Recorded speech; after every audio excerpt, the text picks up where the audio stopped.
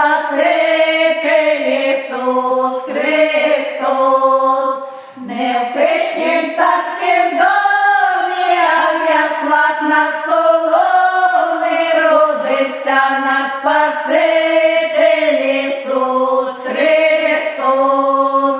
а зверху Дім небесний, небесний, небесний,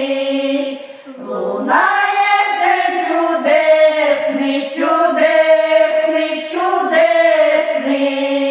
не в пишнім царськім домі, а в яслах на соломі родився наш Спаситель.